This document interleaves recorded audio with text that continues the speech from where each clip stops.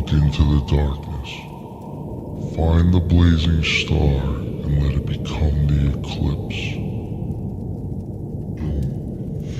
Purification of the soul. When the soul resurrects.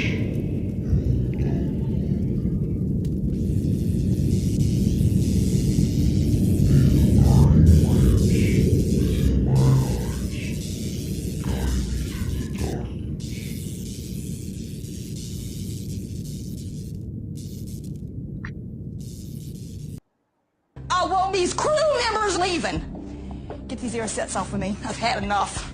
Gargoyles, psychics, everything's ungodly.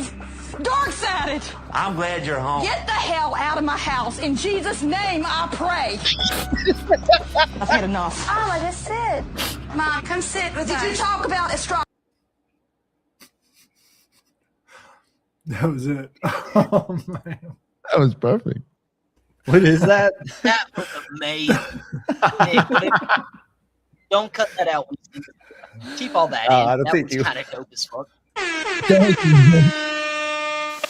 What's going on? Just real quick to let people know that whole thing with the lamps burning in within my eyes. I got that from actually Empedocles. He used to believe that we had Aphrodite. It was like a dancing flame in the back of our eyes. That's where I got that from. Hey, you guys. Hey, bud. What's up, Ethan? Did Oh. did we just start? Dude, Oh, you're right on time, brother. I'm so blessed. Greetings. All right. Greetings. Yo, Webb of Mysteries. What's going on, man? Aren't you going to start off the show? I mean, this is for you, right? Webb. He's like, dude, people are showing up. I don't know what's going on. All right. Well, welcome to Webb of Mysteries, y'all. And with that being said, Mr. Nick from the Occult Rejects, may you plug in where you from? Yeah, from recently moved from New York to North Carolina. 48 years old. I'm in Greenville, single. No. Like take long walks on the beach. No, Yeah, no, I'm from the Occult Rejects. Yeah, on BitChute, Rumble, YouTube, and all your major podcast hosts. And we do have the occultresearchinstitute.org. And check that out if you like to read. There's a bunch of stuff on there, and I actually have tons of shit I got to add too. So there might be a lot of stuff coming. So I just got to dump scripts in there, and pretty much it's good to go. So check that out. I'm going to start putting out my herbs. Actually, I do plan on making a book out of it, but I guess a raw, unedited form will be dropped on the website. So I will start to put that up on there. So check that out. The herbs and the 12 cranial nerves. But thank you very much, man, for Sam for having us on. It's gonna be fun. it's always an honor to have you on, Bubba. And it's always an honor to come on your show. Mr. Headless Giant, where are you from, Bubba? Like, where can they catch you at? You can find me on YouTube and on X. I am a feral fucking pagan, a Hellenist, and you can catch my shows on Tuesdays with Nick, where we go over the Kabbalah of Aleister Crowley. You can catch me with Ethan on Sundays with the Trilogue, and you can catch me with Jules doing the Rusted Gods. So check those out. Thank you very much for having me. Yes, sir. And you, Mr. Jules? Yeah, what's going on? Webb, it's good to meet you, man. I saw two of y'all when I first came in, but I didn't know your name, so I figured I'd just call you Webb. Sam, it's good to meet you, brother. And good to be here. I'm glad you're hosting tonight. You give Nick a break. But guys, what's going on? Jules, you know me. If you've seen the show before, then you know me. The handsome Hierophant, the Mississippi Mystic, the Elohim etymologist, host of Greypilled Podcast. And yeah, you can follow me on Twitter at greypilledpod. Go over to Patreon, support the show. Tomorrow morning, we're doing Gods of the Morning Wood Part 2. We Yes. spun the wheel and landed on the same books we did last week. Uncanny. Yo, you got to play Lotto on that shit. Yeah. Aquarian Gospel Part 2 and Mysteries of the Druids Part 4. I'll be there tomorrow too for that. Sure. Yeah, I'll definitely send you guys a link. Tomorrow night, I'll be on No Way Jose with Jose Galison live show. Yeah. He asked me to come on Wednesday. My wife went to. What's up, buddy? You good? Okay, kids. my wife went to Virginia for her sister's bachelorette party. So yeah, I had to play dad for most of the week, but yeah, going on tomorrow night, we got to schedule it then. And then a couple shows tomorrow, I believe. Rise to Liberty is coming on at noon. And then around 6, we're going on Divulgence. Yes, yeah, that's Sunday. Yeah, yep, man. Sunday. Yeah. Divulgence. The Rejects will be on back on Divulgence with Jordan. So lots of shows this weekend, guys. Y'all be sure to tune in and go follow Webb of Mysteries wherever you can find them as well. So glad to be here tonight, guys.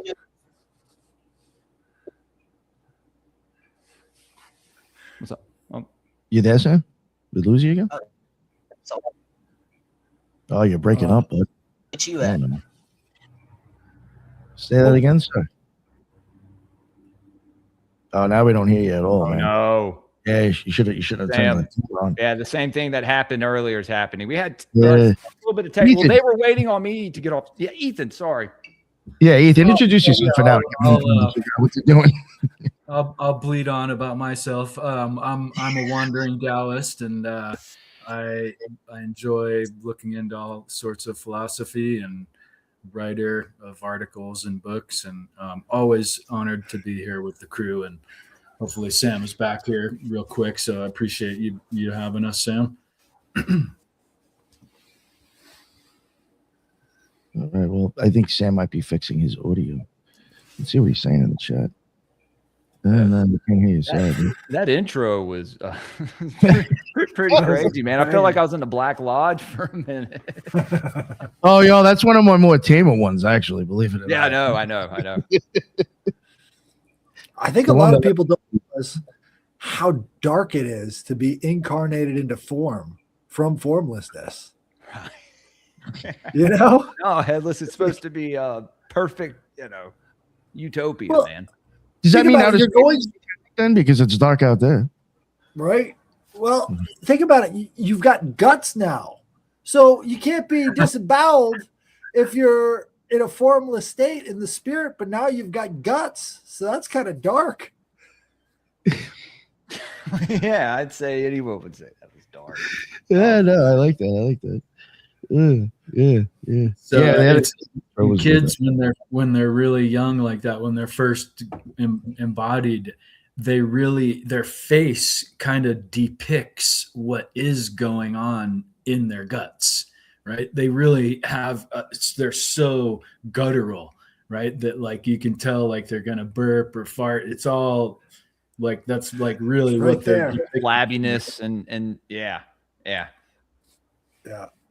Philology, or not philology. Physiognomy. Mistake that. Physiognomy, yeah. Yeah, exactly. It's all right there in the face. Yes, physiognomy is very important. A lot more important than people would like to think. Well, now they're getting AI. Recognizing who you're interacting with and how you should act. And, what'd you say, Headless, about AI? They're using AI to tell people's health just by looking at their faces. You know? Then I would actually wonder if it's really going into your eyes. Because there's certain things you can't, but I mean, I wouldn't want to be diagnosed that way for everything. Right. You know, when people drown, they check their eyes because that actually tells them certain things about that.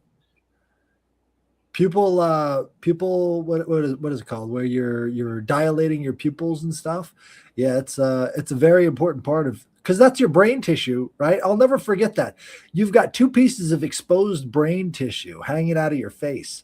They're called your eyes. You know, they really are the windows to the soul. Yeah, they're all actually part of the brain. It's all the same thing. Right. Who said that the eyes are the window to the soul? Yeah, who came up with that? Yeah, I was wondering that the other day. I was trying to quote it, and I was like, well, I don't want to. Yeah. That's ancient. It's like timeless wisdom. You know, it's funny. The most important sayings that you'll ever hear in your life are unattributable. It might be a modern author or modern in the last, several hundred years anyway, but surely it's like ancient Egypt and type of, rooted in really ancient understandings. Yeah. Mm. What happened to Sam? Yeah, right. Is there a form of divination that looks at the different shapes around your iris and pupil? There's Chinese face reading, which is really one of the oldest kind of traditional Chinese medicine understandings anyway. And they will diagnose kind of more psyche related problems through facial, where your wrinkles are, how you're holding your face. So there might be something to it. And Mianyang is a 3,000-year-old traditional practice that interprets facial features, shapes, and markings to analyze personality, health, and life destiny. It bridges traditional medicine, spotting organ health issues, and fortune telling, which maps life events to specific facial areas, often connecting strong balance features with good fortune. Yeah, handsome Hierophant over here. You can supposedly a really profound, practitioner of this can literally tell you something about your, they'll see, certain places where you're holding tension, and they can say, what happened to you with your mother when you were young, and it's okay to let that go. And people's facial posture can change in like one session. Dude, I'm pretty sure the longer you spend living with somebody, like your wife maybe, or your mom or your parents, you end up looking more like them. It seems like with a lot of older couples, they seem to kind of look like each other. I don't know, man. And I don't know if it's just in the South, but a lot of people end up having like this, like the names that like go off of each other. They start with the same letter. I don't know if people notice it like I do, maybe because of my job or, but it's very, very strange. Gives that kind of thought, like, I don't know, is it like, this whole simulated thing, which I've never really bought into, but some kind of code or programming behind each and everything, everyone, every thing that we experience. Oh, he's back. Can you hear us now? Yes. Yeah. It's actually might be the best we've heard you. Names have power. Yes, Howard. My name is Julian. Oh, sorry, Sam. I was yapping. Wait, Julian? Yeah. My name is Jules, but real name is Julian, and that means youthful. So I saw some friends, unfortunately, at a buddy's funeral about a year or so ago, and they were like, "Jules, why do we all look, 12, 13 years older, but you still look the same that you did back in high school?" I was like, I don't know. Must be drinking adrenochrome. Oh yeah, dude. Definitely. Gotta be that. I told them that. I'm pretty sure. I was just like trolling them. I was like, well, actually a vampire. So that's funny. I think I said it more like, well, I'm a vampire. So what's up, Sam? Said, we were talking about earlier before I had technical difficulties about Godzilla and his potential inspiration. Well, everyone knows that Godzilla is an allegory. It's an allegory to unchecked nuclear power, because in the first movie, what really woke him up was the nukes going off. But funny enough, the American Godzilla movie from like the early 2000s depicted him as being a mutated lizard from the nuclear testing from the Manhattan Project. Funny enough, Mr. Nick, if you can pull this up, look up. I'm not even going to be able to pronounce it, so I'll just spell it out for you. All right, hold on. Let me know. We're good to go. What's up? HON EGIO. Onigo? Ongio? Hungio, I guess it would be pronounced like. I don't know. I have Japanese ancestry. I do not speak a lick of the language. Again, You nothing. probably speak a lot more Japanese than you know. I mean, I do watch a lot of anime, so. Dude, speaking of anime, I don't know if you guys have seen on Netflix that one show, Vinland Saga. I've watched I've not. I've watched season 1. I binged watched it. I have not seen Season 1 2 is yet. fucking great. Season 2 kind of gets a little weird, but dude, it's a great show and great characters in it as well. It's basically about a guy from Iceland whose dad was this jarl, or I don't know if he was a jarl, but he was he was known as Thor's his name was Thor's, but he was known as the troll of something. I forgot. I've been watching it this past week. I haven't finished it yet, but I'm not an anime fan, so it's kind of a movie later. Yeah. Like, if you want a really good anime that is an allegorical to real life events, I highly recommend Full Metal Alchemist, preferably Brotherhood. That one, in personal opinion, is the better of the two. That's the 2009 anime adaptation. But I was Nick, if you can pull up that picture, please. Oh, I couldn't even find this thing. When I put that in, nothing came up for it. It's HONEGYO. No, Oh, Wyo? Yeah. Okay. Yes, Why sir. have, we just figured it out. Sorry, I thought he said I. Jesus Christ, I couldn't fix that. Yeah, okay. Yeah, Headless. You should check it out, man. It's pretty good. Basically, the kid has to get revenge for his father, and I don't really know how to explain it as well as the show could. He's basically going on these Viking excursions with the guy who killed his dad, and every chance he can get, he challenges him to a duel and ends up losing. And he there's these other. It's them invading Francia. So yeah. So this thing is called it's the yokai. So there's in Japanese mythology, there's Oni, which everyone knows that as one of the demons. Well, a yokai is another form of a demon, and these are typically like nature based.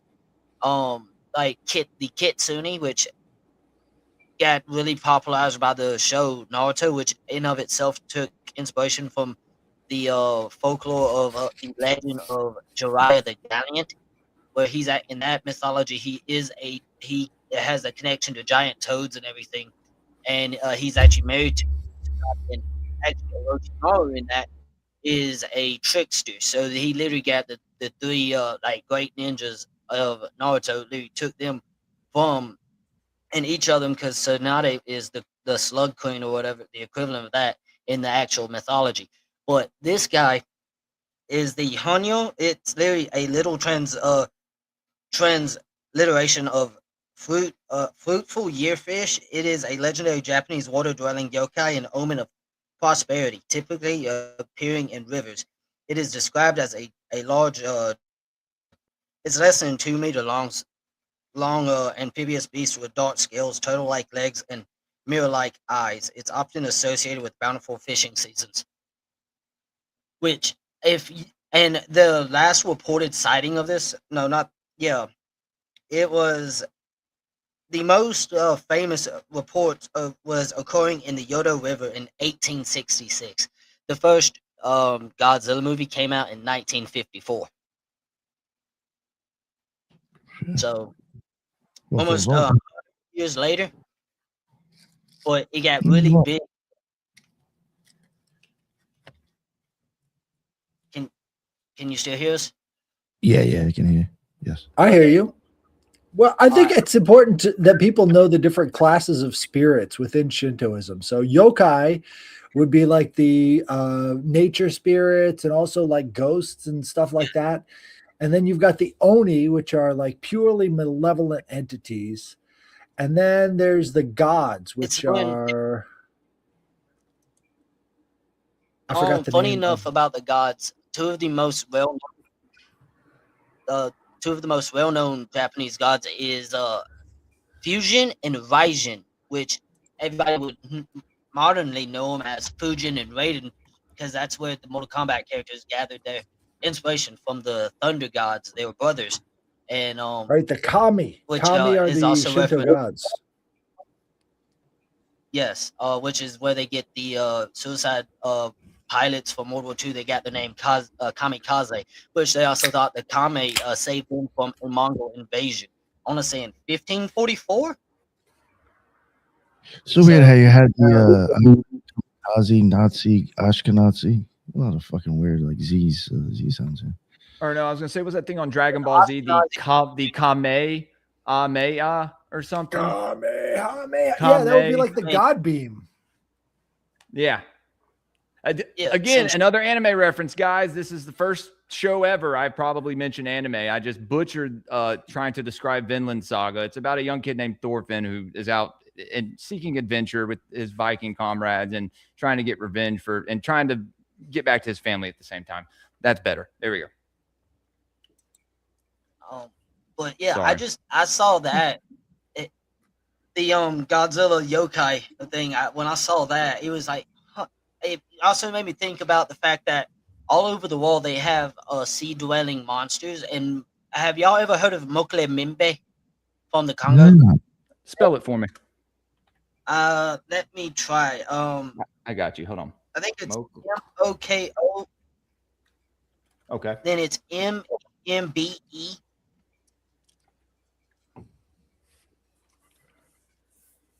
Moko. Hold on. Okay, here we go.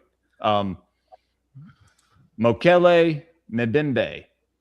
Yes. In several Bantu mythologies, Mokele Mbembe, also written as Mokele, I don't know. I'm not going to butcher that. Can you Can you pull up a picture of it? Yeah, man. It kind of looks like a dinosaur. Hold on. Let me. Dude, here's the thing. When you look at this, because there's even talks about it still, like sightings today. When you look at this, and then you look over in the most famous one, Nessie, they look a lot alike. Because one is a plesiosaur. Obviously, looks like a plesiosaur. The other one looks like a brontosaurus. Mm-hmm. I shit you not. Like, what's his name? He was a DJ like when hi-fi was really big. And everything. He's an artist. He was on JRE. This is the actual dinosaur he went into the Congo looking for. Okay, I remember that. See that first picture, that first drawing, not picture, but the drawing, the very first one right there. That is the most famous like depiction of it. But what makes me like giddy, because it is the fact that everyone knows about Loch Ness. Most people have never heard of Mokele Mimbe, but have y'all ever heard of Champ from Lake Champlain here in America? I have. Yes. I have heard of that. Yeah. Yes. There's also I can't remember what its name is, but it's like it is described down in the Amazon. I want to say it's the Amazon because there's one that's in the Congo, which is this one. But this is what you're talking about in the lake. Yes, sir. They all look roughly. They all have a long tail, a long neck, small head. It is not. It is fair to say, while the likelihood of these things still living today is astronomical, but yet we look at alligators and snakes. They're literally dinosaurs. They are the perfect killing machine. I will say this. Have you seen that picture? I think it's a video maybe of that woman and she's filming the water and there's this like, I swear it's a fucking dragon, man. It's like looking at her and it's not AI. It's fascinating. Is this it? Oh, is that just that's a bird. But funny enough, the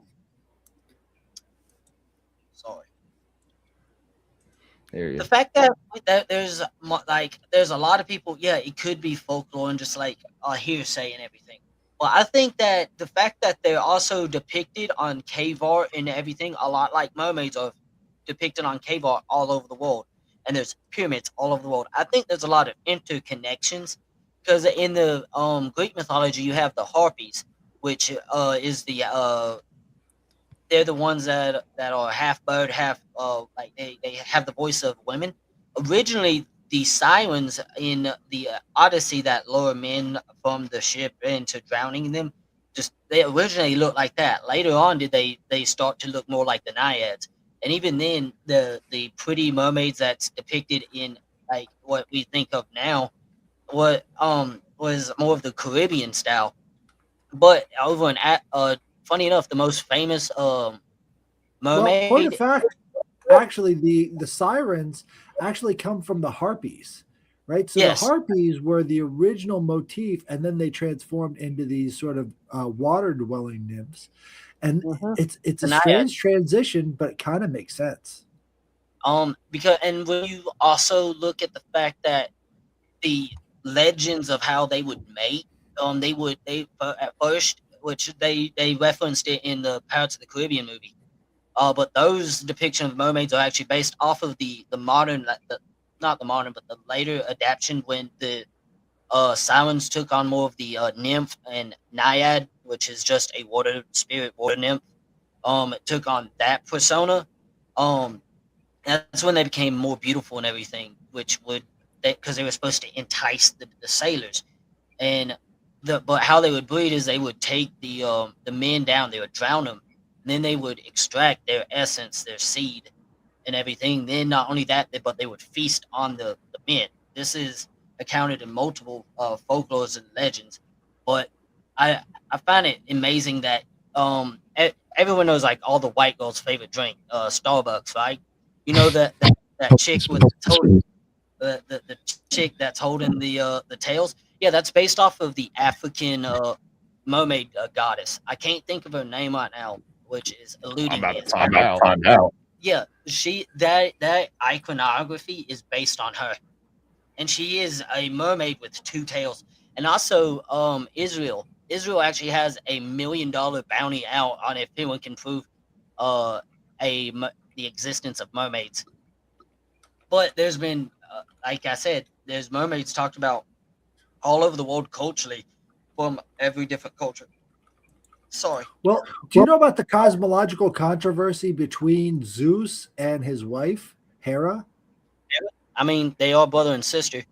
But Right, funny well- enough, she's supposed to be the goddess of family and everything, but she threw her son for being ugly off of Mount Olympus, which is Hephaestus.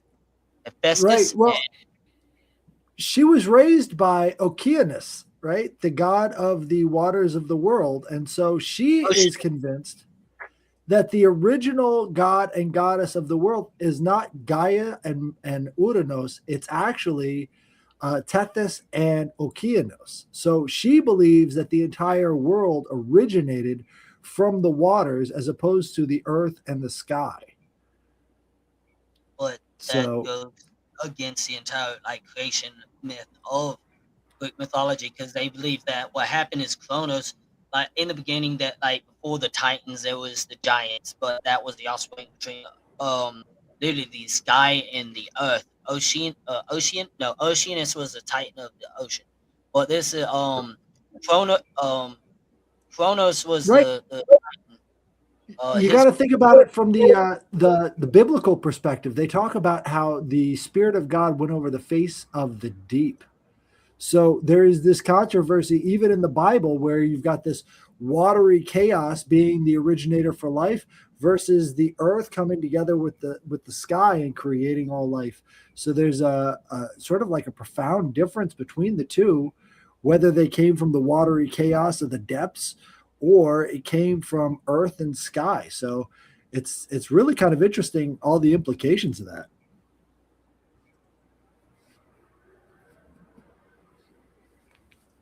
Yeah.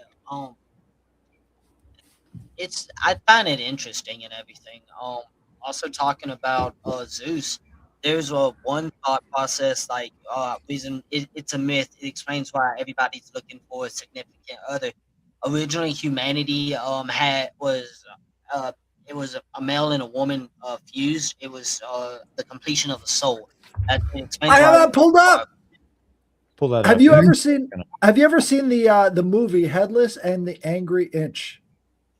No. Are you in it? Oh, dude. Okay, so this is a movie from back in the late 90s about a dude who escaped from Russia by having his junk cut off because he was marrying a U.S. Army member. So he really was headless. Oh, Well, shit. this is Oh. this is headway. That kind of head. Yeah. Yeah. Okay, so this was a movie that was Wait, was it musical called on Angry Broadway. Itch or Angry Inch? What was it called? Angry Inch. I thought you said the Angry Imp. Right, as they were Typo Negative had a song called Angry Itch, and it was about him getting his dick cut off. Dude, I'm gonna write a song that's called what it's The Angry about. Imp. So this guy was supposed to become a woman, but it didn't take, and so the doctor that did it was kind of a nut job because it's a Soviet sex change surgery, but they include the platonic idea of the origin of love in there as a song, and I'm like, this song is so strange. But here, I'm sharing the screen if you want to bring that up. It's so strange that they actually depict this mythology here. The earth was still flat, and clouds made of fire, and mountains. Wait, in the background, did it just show a dude blowing another guy? No, not yet. It doesn't actually show that in the movie, but it's a PG-13 movie. Listen to this part. Two sets of arms they had, Whoa. two sets of legs they had. This is two faces peeling out of one giant head, so they Yeah, that's like some Lemuria shit, dude. Yup. Alchemy. Body alchemy.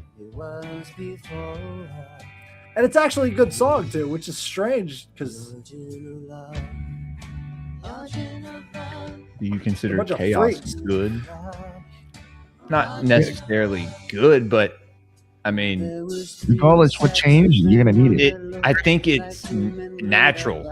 I think it's happened since the beginning of time, and I think it'll continue to happen. And if you try to just continually stop chaos, I mean, there's people obviously invoking more and more chaos. You can try and stop that. Good luck to you. But Pause that. But in chaos, I mean, and that's like the order out of chaos, right? Like the only way to get order is chaos, and that's just like that one kind of theory, right? It's not what I believe. I'm just No, so that part telling you that there's a part couple was ways to interesting. look at it, but What they were doing is sort of in a Well, way kind of trying to platonically justify queerness by using sun, earth, and moon, right? So the children of the earth were two women glued up back to back, and then the children of the sun were two men glued up back to back, and the children of the moon, which is interesting because in Greek cosmology, the moon is both masculine and feminine. Those were the women and the men glued up back to back. So what they're trying to do is show that platonic idea of the origin of love in this thing. And they're using it from the Russian perspective because Russia preserved that myth because Russia's Cyrillic continued the Greek tradition of lettering. So all of this stuff goes back to this origin of love that came through the Baltic into Russia and then had all of that origin right there. So there's a lot of anthropology that you miss out on. Yeah.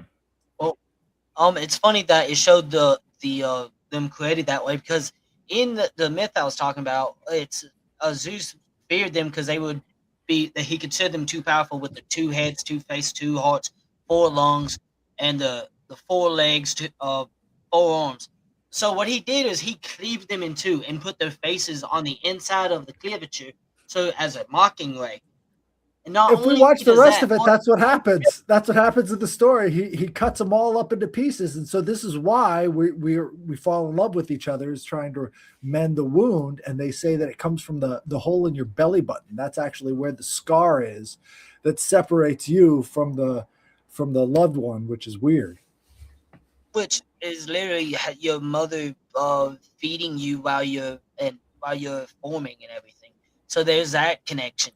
But I find it amazing. I find it into the intricacies of it, because when you look at that, how that myth is essentially a rebus. Because in alchemy, you have 2 Magnus Opus, the Philosopher's Stone, and then the rebus. You can't complete the rebus without first completing the Philosopher's Stone. to do what the rebus is essentially you're taking male, equal parts male and equal parts female, stitching them together, then imbuing the souls of a male and female into it to complete the defined hermaphrodite, which, funny enough, in medieval iconography later became Baphomet. Well, again, I mean, I even showed, I think, a pretty good older version of that, but yeah, I hear what you're saying. Right. I do think Heinrich Kumar had a version of Baphomet before that. It shows the rebus and everything. I think I showed you that actually, Sam. There was a Russian cult that. Sorry. No, please go ahead. I was gonna pick back up with Nick. I was gonna say I'm not exactly sure if you showed it to me, but I know for a while that there's a picture of it, the male and the female, two heads, one body holding. The male is holding, I want to say, the moon, and the female's holding the sun, and it's on flip flops. Not exactly this picture. I've never seen this one. This is fucking dope. This is Heinrich Kuhnrath. Nick, when I first met Nick, he showed this. Him and Headless showed this to me, and even after the second episode we did when I came on with Ethan and Headless. As someone commented on that episode on the Spotify, and was like, "Oh, this guy reads one book and knows about this. Come on!" I'm like, "Fuck off." Anyway, but that was a great episode. It was good times, guys. That was over a year ago now. I think. So I've been in Occult Reject for over a year. Holy shit! Yeah, well, Brandon is the new guy. Him and his girl. Yeah, it's just wild, man. I've seen a lot of people come and go, dude, and I'm standing. You're still there, and strong. I'm loyal, Nick. I have friends, and as long as they're loyal to me, I'm loyal to them. So. Oh yeah. Well, that's the thing that I find interesting about all of this stuff is because as an intellectual pursuit, it's completely different from identity, because you're not identifying as this stuff. What you're trying to do is you're trying to piece together the mysteries of nature, and it gets turned into identity from people who are using it in a purely non-intellectual way. I don't know. Energy is form, or do you use energy to create form? There is a Russian both. I mean, I could say both. Sorry, Ethan. There's a Russian cult that I think was likely very influenced by this, Headless, called the Skopsky, or the Skoptsy. And they were all about removal of appendages and including their genitals. And they were likely very much influenced by that. I was going to say early Jesuits, dude. They were chopping off their penises too, but they were trying to show how some of them would take off their arms and so forth to show their. Whoa, no. Yeah. That's taking something that's like completely esoteric and turning it literal. Right. They literally are perverting what could be valuable metaphors into. I think people do that sometimes, and it may be all the time. So. Well, think about this though. In regards to as far as certain doctrines and dogmas, right? Because you know what I mean. Like it really depends on like the ideology that it comes from. I think looking at it objectively, people suck my dick. If you don't agree, I don't care. Have you guys ever heard of phantom limb? You guys. Yeah. Have you guys ever heard of phantom limb syndrome, where people who have had removed parts of their body still feel those parts of their body? And it's not until they incorporate mirrors and false substitutes for those parts of the body that people can actually scratch the itch in the removed limb. Had a long day. There was a case of a guy, he lost his arm and everything, and he said for like 5 years, it felt like his hand was as hard as it could, and it was driving him insane. They finally used a mirror and like had him looking at it and had him open his other hand, and it tricked his brain into actually easing up, and it finally the pain went away. The shit's wild what the human mind can do. The human mind is a computer. You can hack that shit.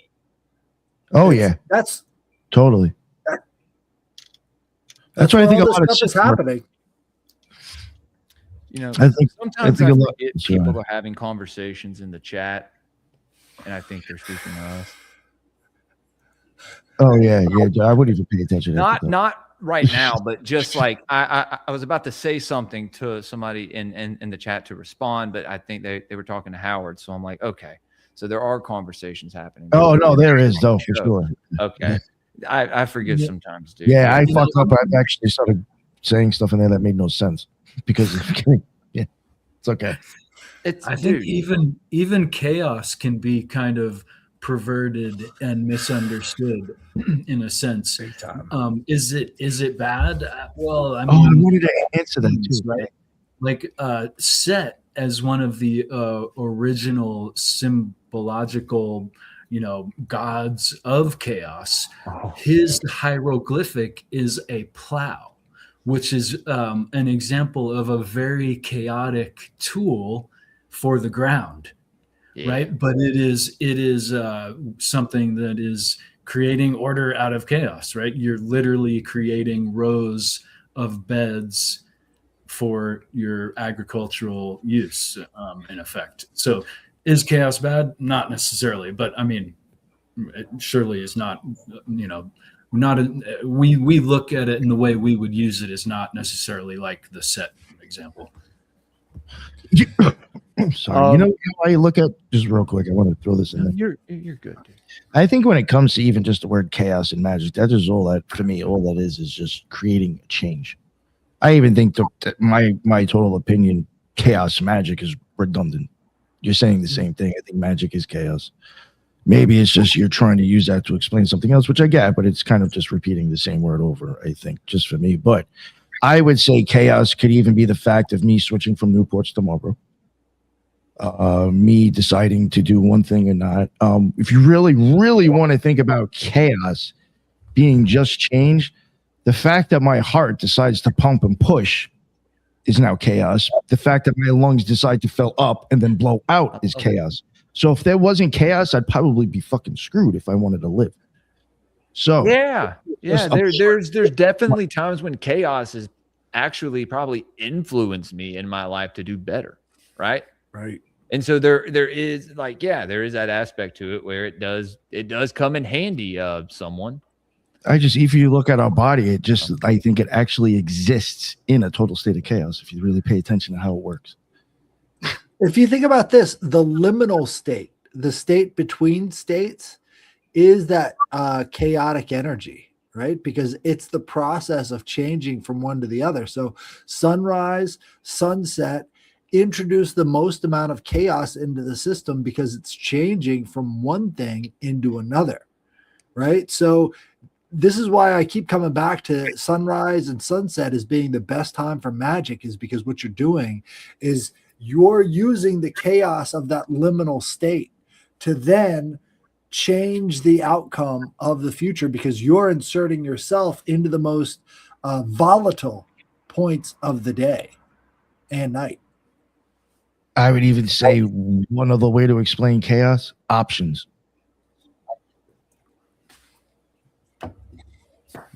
There you go. As long as you have an option. So, in essence, we're always living in a liminal state because we always have the option to change. Yeah.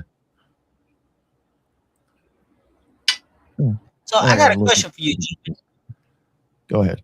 Do you think it is nature over nurture or nurture over nature when dealing with definitely nature over nurture, dude. See, I think there is such a thing as the balance between the two. Nature can be nurture, can it not? Yeah, absolutely. Yeah, The balance between the two is upset by chaos. And this is why chaos is always seen as sort of like a bad thing in major political events, whereas these are opportunities for the people who are aware of them. And if you don't know your opportunity, how can you be aware of the way that you can affect that chaos to your benefit? You're right. Thank you. Oh, thank you. What's up, Sam? I honestly, my mind has just been blown. So I at this that's point, from the shotguns. What do before. you think, Webb? What do you think? Nature over nurture or nurture over nature? me? Yeah. I think it could probably play it with both. Though I do think with an innate like psychopath, I think that they could, with nurture, they could probably be quote unquote like tamed where they could work in society. But a sociopath, not so much. Right. I think you could. Yeah. I think you I could give agree. them an angel, and they would drive the angel to drink. Well, then it's our job to take that sociopath out, is it not? Angel. As Angel men is of the honor. key. Well, I think angel is the key when it comes to sociopathy because To speak like a community, right? If you have Right. a child predator or someone who like to at least monitor them, and if they get out of hand, you gotta. Who has That's nature. That nature takes over. right? Well, who has the more control over their own decisions, the sociopath or the psychopath? The psychopath. For me, the psychopath. yeah, the psychopath does, right? Yeah, they can actually blame him and absolutely. the sociopath. He's like, oh, you know what? You pissed me off. Fuck you, die. So because they drive straight on instinct. Dude. They don't really think of the next 5 seconds. They think right then and there. Right. Very good point. And so that angel aspect, I view the angel aspect of the divine when it comes over us as sort of the muses, and the muses of inspiration is like that guardian angel that's giving you a tool or a means of changing your situation. And if you're a sociopath, you're completely closed off from that. I think psychopaths have access to those angels and they can make those changes because they're so completely disconnected from reality that they can kind of just do whatever the fuck they want to. So the example that popped in my mind is Son of Sam, the Satanist serial killer who claimed, "Oh, my dog was possessed by the devil and told me to do this." Next door neighbor's dog, yeah. Yeah, like dude even carved an inverted pentagram on his hand. I don't know if he carved it or he drew it in like Sharpie, but there's actually evidence and everything and speculation that he was actually MK Ultra. Who? Yeah, no, dude. Every serial killer was definitely programmed, in my opinion, or influenced, by someone pushing them to do that. The internet collectively calls the dude Uncle Ted Kaczynski, the Unabomber. Yep. He was actually in like the first year or two of his life, he was actually in a MK Ultra operation, where he was not allowed to have any contact with his mother, and it completely fucked him up. Now, what did they influence him to do? They changed his gender in the MK Ultra program. No, so Ted Kaczynski was always a guy. What they did was cut off his. The first few years of his life, he had no human contact. He did not feel the touch of. They had to make those alters. Yeah, they have to do it when they're young. Yeah. And the fucked up thing is, the dude was highly intelligent, to the point that reason why he was bombing them is because he said that technology was going to take over, that eventually that humanity will be obsolete, and that the technology itself is the cause of it. The technological industrialization of humanity.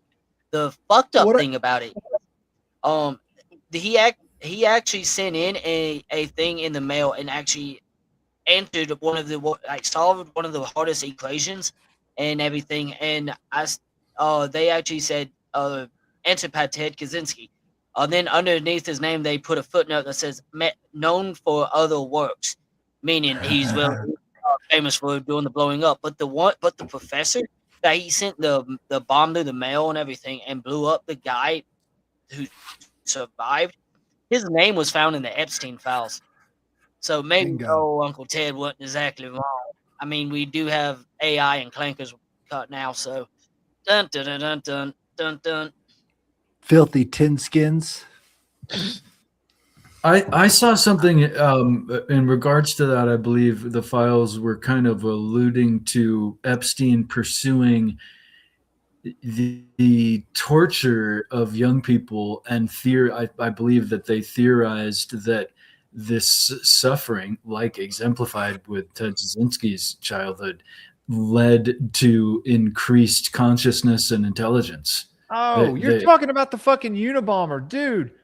I thought you were talking about David Berkowitz. That's where I thought we started on David. That's what I thought. Dude, David. Okay, so speaking of Jose, whose show I'm going on tomorrow night, Jose. The first time he came on my show, he brought up, the Oklahoma bombing, and I thought, I thought the same thing. I thought that Ted Kaczynski was fucking, whatever his name was. My audio is coming through on someone else's audio. I don't know if y'all can hear that. Sam, if you have a speaker, maybe. I'm sorry, guys. That's why I held up Program to Kill, because I was like, yo, yeah, all the serial killers. But yeah, no, Ted Kaczynski was right about a lot of things, I think. Sure. But definitely a programmed. I mean, it's all. It's all. Who else programmed and actually had a handler and everything, because he kept getting let out the same day as being booked in for various crimes across the country. Yeah. Who? Charles Manson. Oh yeah, that guy. Yeah. His backstory. Wild. He actually, if I'm not mistaken, he did not actually do any of the actual killing. He just orchestrated. Yeah. But the things that, if you listen to some of the ramblings that he did, you actually listen to it. Some of them, scary enough, kind of make sense. Wait a minute. No. If we listen to him now, some of the crazy shit doesn't sound crazy. You're like, I heard somebody else say that on YouTube in a different way. The last name, Kaczynski, Berkowitz. I don't know. It really should bring up the nature of prophets in general. Prophets in general seem like crazy people for the time period that they're in. But then later on, people look back and go, whoa, wait a second. This guy was onto something. I mean, you go, police used to watch over the people. Now they're watching the people. Remember, that's one of his lines. Motherfucker hit him. People call him Uncle Ted, dude. What are we talking? Uncle, what do they say? Uncle Ted was right or whatever. I mean, fuck. He has his own fan club. Ted Turner. Hell, there's people that make memes of Killdozer. Talk about the 440K with the techno clip saying, with one of the space marines said, "What is this?" And it says, "A relic of the past." What does it say? It screams it for rage, and it just shows the Killdozer. And I'm like, I love Warhammer memes. They're so on point. Blood for the blood god. I'm telling you. One of the sentences in the Ted Kaczynski presentation, whatever it's called, that he mailed out. It's amazing. This was in the late 80s. Imagine a society that subjects people to conditions that make them terribly unhappy, then gives them the drugs to take away their unhappiness. I mean, that's like social media. Yeah. Right. Yeah. All of the internet. In 2000s.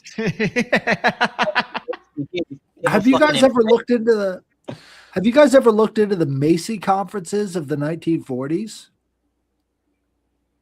Is this the same Macy family where the in honor of the Macy's Day Parade, the husband and wife, they went down on the Titanic, and that's why they have the plaque and everything for the Macy's Day Parade? No, this is a different Macy's conference. The Macy's conference of the 1940s was talking about cybernetics and how there's a feedback loop between the machine and the human. And so they wanted to take cybernetics and change that into basically a Skinner box. And if you know about a Skinner box, it's basically where you've isolated a human inside of a very controlled environment where all inputs can be firmly, put in place and controlled. And so Skinner, he put his own children into the Skinner box to study them based upon the inputs that he was putting in there. So usually they use like pigeons or rats inside of a Skinner box. But what they said is you can get the same kind of effect of a Skinner box if all people have to interact with is the computer, right? This would be the cybernetics conferences of the Macy conference in 1940s. So what they're trying to do is show that you could actually create this false reality where the feedback loop is between you and the machine ends up dictating your reality.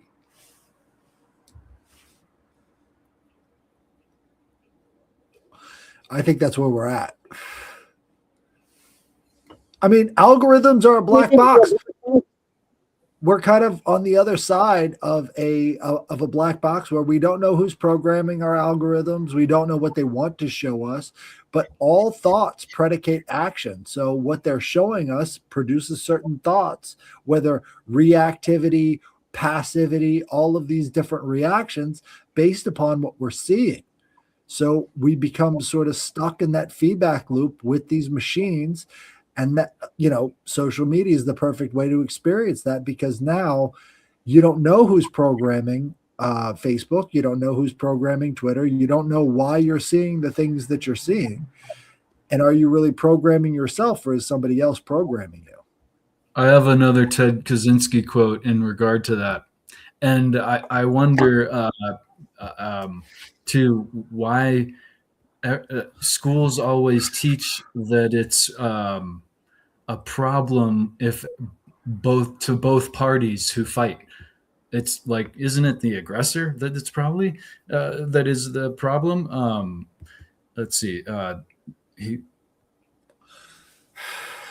Power depends ultimately on physical force. By teaching people that violence is wrong, except of course when the system itself uses violence via the police or the military, the system maintains its monopoly on physical force and thus keeps all power in its own hands. And so why do they teach children that it's wrong to fight no matter what side you're on? It's always right to defend someone, even if you have to fight, right? I mean, that is what people should be taught, I would think. Makes sense. I don't know. I was taught talk shit, get hit. So zero tolerance policies. That's what the fuck I'm talking about, dude. Yeah, talk shit, get hit. Sorry, Headless. Zero Nick, tolerance I turned your show policies. into a Gray Pill Friday night live stream from like a year ago. Well, not the same rhetoric as a year ago, but same attitude. So zero tolerance policies protect the aggressor and punish the victim, because what you're doing is you're punishing both the victim and the aggressor equally. And what kind of nurture is that? Talk about passivity, right? This is nurturing the most passive and even apathetic behavior. Sorry to cut you off on this. No, I mean, it's a really good point, because the first time zero tolerance policy was ever implemented as a system in the U.S. was in the U.S. Postal Service back in the early 1980s. So you had bullies within the U.S. Postal Service who would come around and pick on other employees, and those other employees would be the first to, be like, you can't do this to me. You're fucking terrible. This is where we get the term postal from. Those victims would be punished, and then they would come back and take out everybody in the Postal Service. You know where the second place they implemented zero tolerance policies? The U.S. high school system. And this is why we have things like 1999 with those school shooters. So what are we doing when we go against nature and we understand, hey, victims fight back too? You have to actually look at evidence. That's no longer part of the equation. Now it's total passivity in the way that we sort of psychologize people. Yeah, dude. Well put, Headless.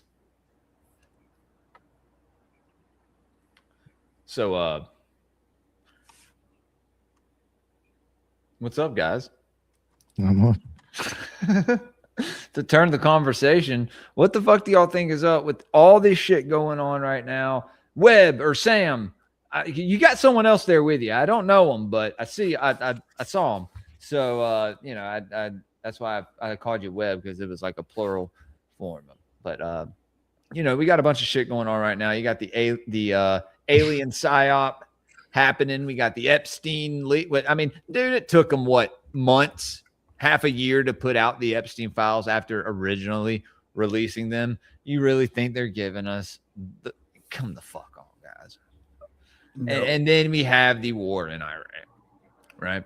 And then this is all happening kind of at the same time. Do y'all think this is natural, or what do you think this is?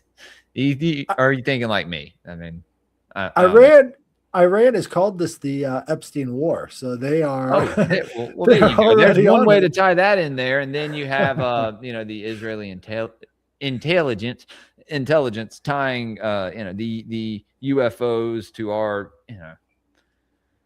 to our secret space programs, or all that shit. And yeah, man, it's kind of crazy right now, to be honest with you. But there's a lot of different narratives. It makes me wonder how much of history has been some dastardly deed to cover up other dastardly deeds.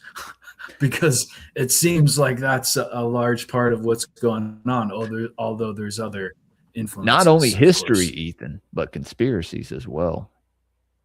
I've had to do a lot of thinking lately about, and me and Nick talked about this, are conspiracies, mostly bullshit, right? Is it just a distraction from a lot of the real things that are happening? Because a lot of them are based off one another. Right? Apparently, a lot of things in the Epstein files, you see that it's like they took 6 months to go into these different rabbit holes and grab these things here and there and kind of combine them into this dossier, right? And then release it. I don't know. It's a great question, and it's a really interesting. No one else is asking the fucking question, man. So we're rejects. Consider this: that 4chan is from where the Q messaging originated. Epstein was tight with the guy who ran 4chan. It's speculated that he was involved in putting out these kind of similar things, but different people involved. There's also another specific one, how there was a post on 4chan 30 minutes before anyone else knew that Epstein was dead, that he was dead. So there's a lot of they know who the guard is that posted that thing on 4chan. They know his name, they know his identity now. So there was a guard at the facility this guy was being held at who posted it 30 minutes before. So that's what are we talking about here? I wanted to bring up something double agent, triple agent, black ops.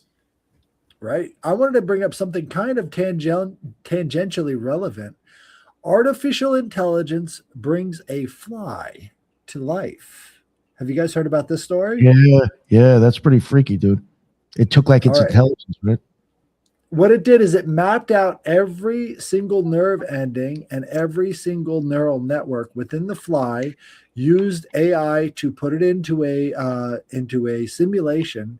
And then they found that based upon the neural networking of this fly, they could make a perfect simulation of a fly with the same behaviors and activities of that fly. This kind of brings me back to that computer vision episode that we did, where all they're doing now is just using the neural network map and then plugging it into a simulation and getting the same behaviors and responses as a real living fly. What does that say about us? Some weird shit. I saw that stuff. It was like one of the articles I actually read, like a news article. I was like, oh wait, let me actually read this. Right. Yeah, it was pretty I mean, again, they said, like, I think it's something that's like very basic compared to humans, but they're saying that it was able to do this. It should be able to take off like ridiculously now. It's only a matter of time. Right. If it has all of the same motivations and the same behaviors and the same bodily makeup as a fly, and what if they can just input all of the neural networks that are in our brain into these computers? Is it a person living in a virtual environment? Are we living in a virtual environment and we just don't know it? What's the difference? That's the real question, I think. Because when we were talking to Ashish, he was saying, you are nothing but your neural patterns. You are nothing but your nerves as they go through your body. Everything you say, everything you do is just a result of that. I didn't want to believe it. Shit. Yeah, Ashish That, and he's real big into the eyeballs too. I was totally surprised. Computer vision. Computer vision. What do you guys think? Are we just the result of the neural patterns that have been input into us, or is there something more? Is there a soul? Is it outside of the body? Is there something else?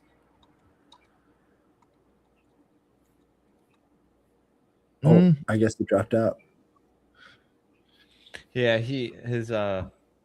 think he said that his mic was. I do sometimes, like, even like him talking about like the whole nervous system. I do think that is like a big, huge thing that is like used to tap into creating feelings within ourselves. You know, like it could even be like weaponized against us. You know, between the nervous system, and then if you even start looking at, like, it's such a weird, like, if you really think about like your body and how you're existing and perceiving reality, even like your eyes, like they project out a certain amount of distance, and then it's like almost like 6 feet. And now, like, they're even starting to say they think that there's somewhat of like basically what's out there is also contributing to what you're also perceiving. It's like a feedback loop. So it's just almost like between that and then your nervous system, just like a fucking bag of reactions. You know, that's one flush. Fucking your nervous system being fucked with. That's one way of putting it.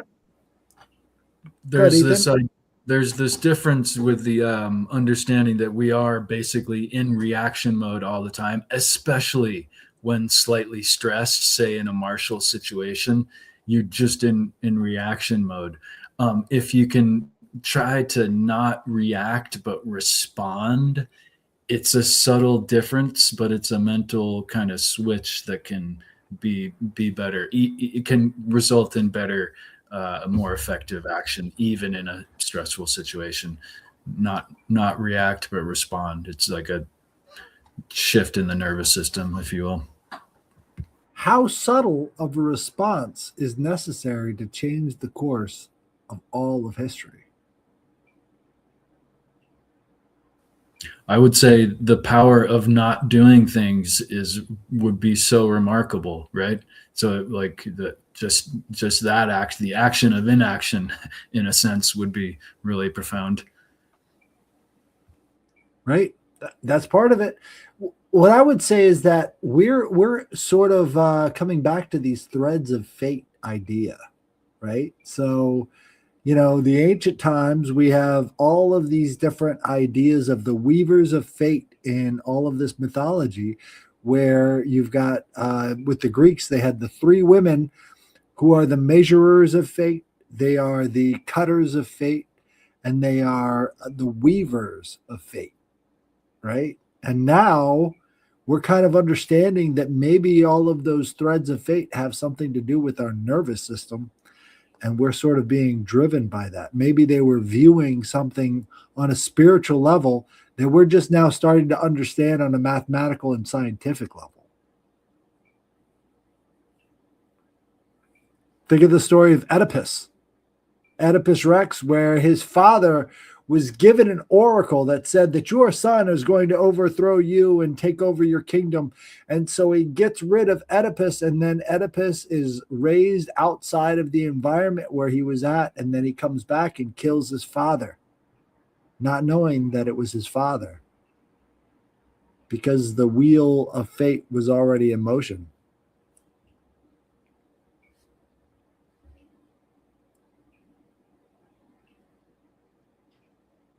We lost Sam. Sam, you there? We could be. We just don't hear him.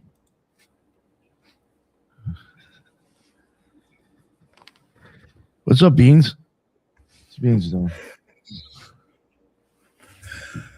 Beans is always there to help out whenever I need that emotional support for whatever I'm saying. And now he's going to the cabinet. Yeah. His favorite place to hang out while I'm podcasting is inside of the cabinet next to the pots and pans. Yeah, that's what he does when you podcast. That's so funny. That's funny, dude. He has his own position too.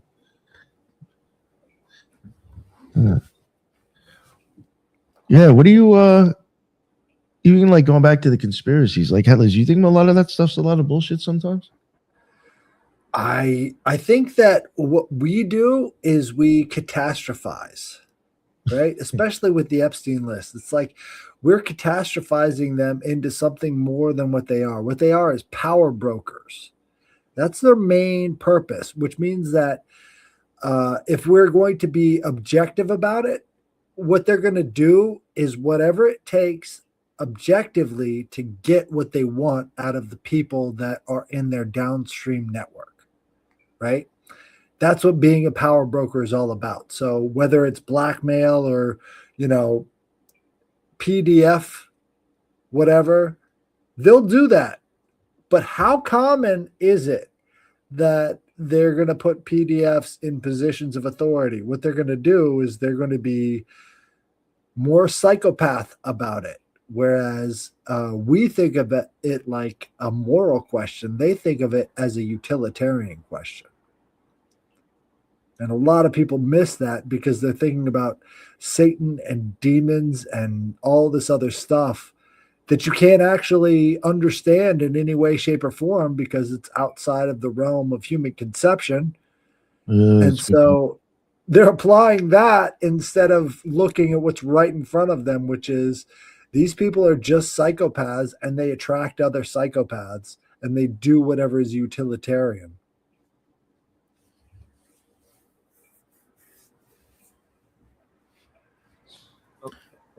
Sorry, my mic. I think that's my mic. Can you hear me now? Yes, we can. Yes, we can.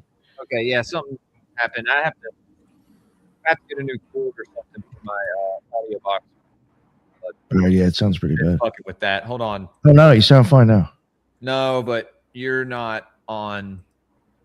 Your audio is not. It's amazing how kind of standard operation procedure it all seemed to read in the Epstein files, right? It was just like talk about they're just conspiring on mad different stuff, like practical day to day, right? Because it becomes normal for these people once they've figured out the system that they're operating in. For them, it's just like punching buttons. For us, it's like, are you fucking insane? What are you doing? But, shit floats to the top. So all of these people figured out the systems that they were in and then figured out ways of climbing the ladder in such a way that is the most utilitarian for them. And so we're looking at it from the non-psychopathic perspective, which does not apply to the psychopath. So I think there's tiers of understanding that maybe the more rationally emotional person doesn't really fit into, And we often find that in our own lives. Well, like we come across somebody that we think we can trust, that seems like a genuine person. And then all of a sudden out of the blue, it's like, boom, this person's actually fucking insane. And they're doing whatever they can to make themselves or to fill a hole in themselves and to take whatever they want from you. And it's like, how could a person be like this? And for us, it's like devastating. It shatters our entire world. But for them, it's just a Tuesday, I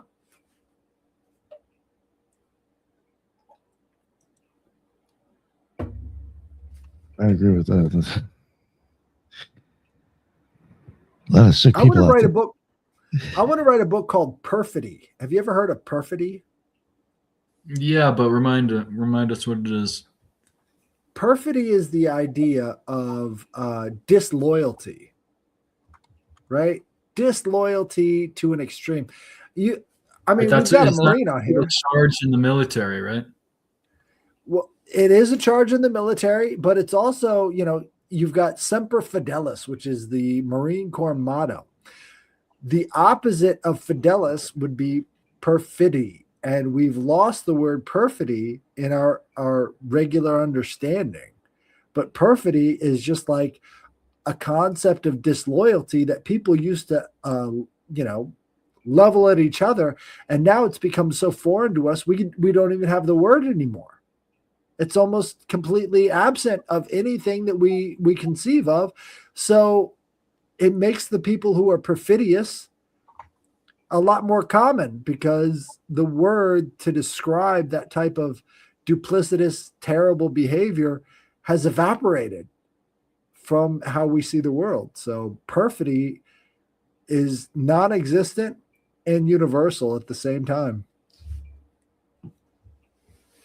I missed most of that, dude. I just fixed that. I didn't know if it was something picking up on my camera. Then I realized it was my headphones. If I jerk back sometimes slightly, I'm scared to even touch anything over here now. Need to get new headphones. Guys, I think I may be at 1,000 on YouTube. Oh shit. Now, now you just probably, like you probably don't have it set up. I think I have it to where you could send super chats in to the Occult Rejects if you have anything that you want us to fucking talk about, or if you just want to support the show. You can also send Rumble rants in. Yeah, already know, but don't know what happened to Sam. And I think we're in Mercury in retrograde right now, right? Seems like we are anyway. It makes me think. That's a great idea, topic, Headless, and something I've given a lot of thought to. It's like you almost expect people like you're looking at their honesty, Headless, and then honorability is even another level, right? Where it's like they're not. That's hard, even more hard to find. Right. Well, I view it like this: the fish rots from the head. Right. And so if you don't understand the nature of ubiquitous perfidy, then you can't really call it out. You can't really identify who is untrustworthy in your own life. But ubiquitous perfidy describes the widespread, common, or everywhere present nature of treachery, betrayal, or deceit. It refers to a pervasive atmosphere of untrustworthiness, where betrayals are frequent rather than isolated. The term carries connotations of extreme deceit, often used to describe deep treachery in politics or international affairs or everyday life. And one of the ways we escape ubiquitous perfidy, finally. It's very loud. One of the ways we escape ubiquitous perfidy is online, right? Because if there's nothing ventured, there's nothing gained. Yeah, at least you don't have people backstabbing you if you can keep your anonymity. First time I've ever heard this word. Ubiquitous perfect. It's my phrase now. I think I should write a book called Ubiquitous Perfidy and just lay out the case. Just give me a design, we'll make a shirt. Nobody's ever heard of the term, and it's crazy because it's so fucking prevalent.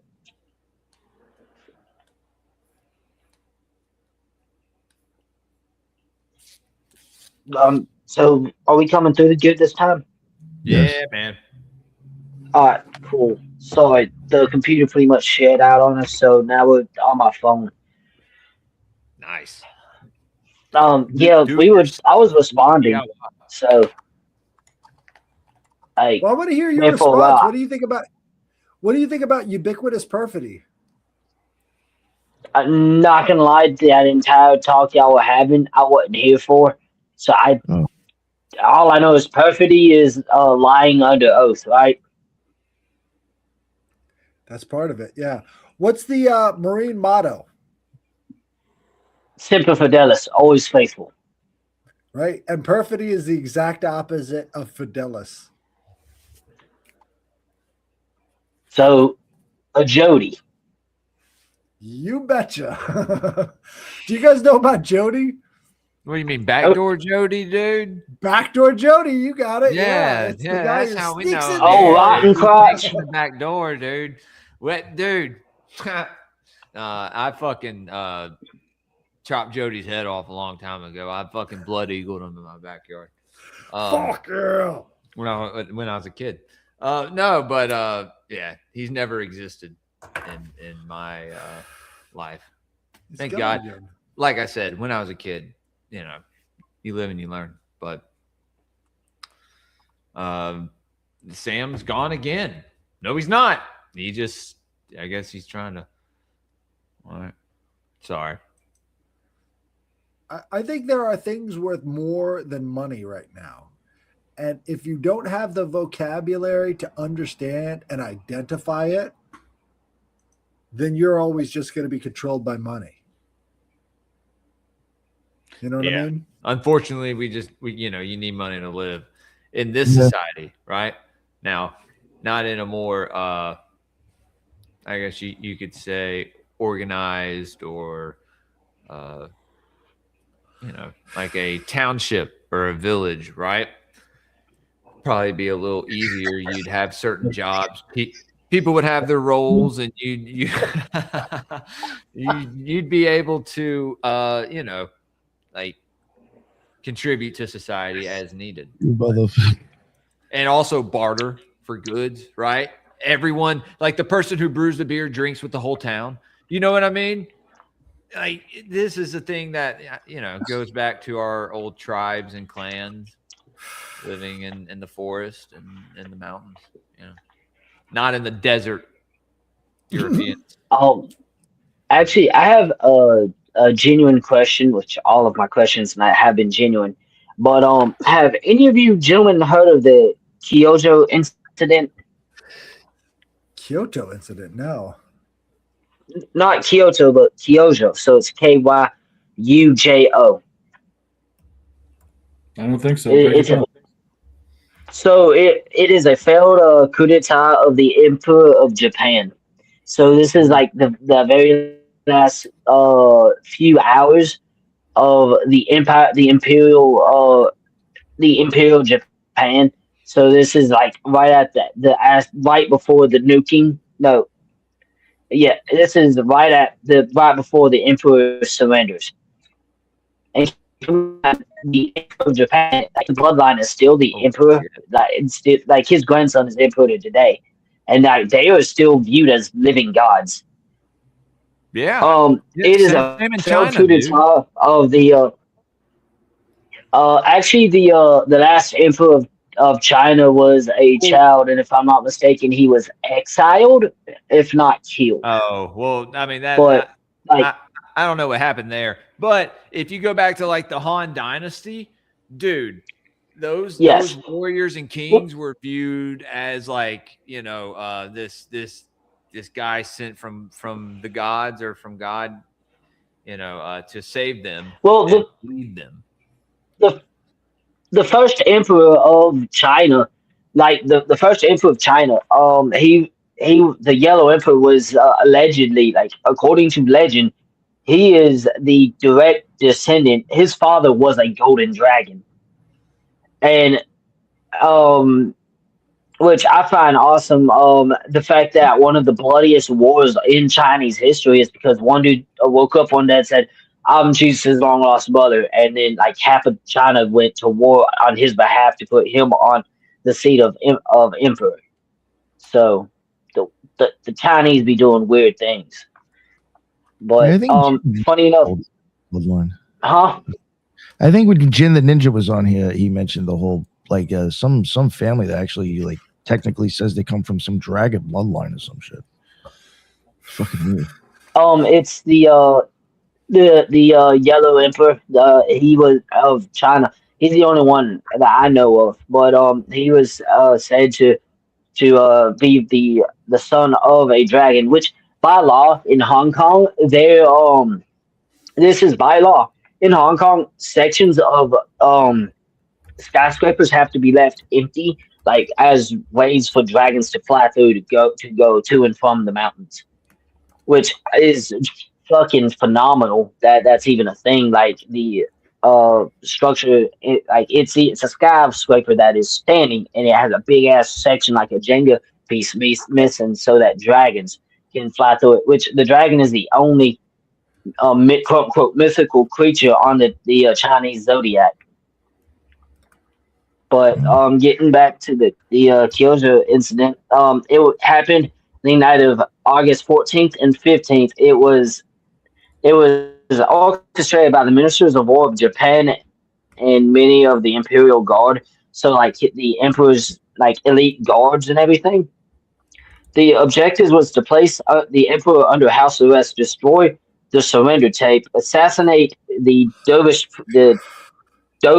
Prime Minister Kentaro Suzuki, and the officers murdered Lieutenant General Takashi Mirai of First Imperial Guard and counterfeited a order of effect to Tokyo Palace as a cover to place the emperor under arrest.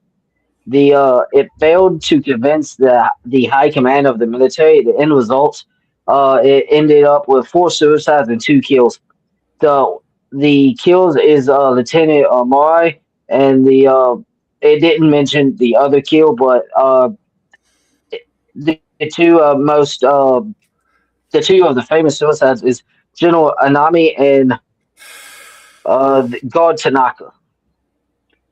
So I think that's the fact that they actually tried to overthrow the emperor, which they failed, and even then, the emperor still surrendered. But because he surrendered and his cultural importance, the fact that he lost all of the emperor pretty much lost a lot of his rights, a lot like the monarchy did in Britain after World War I.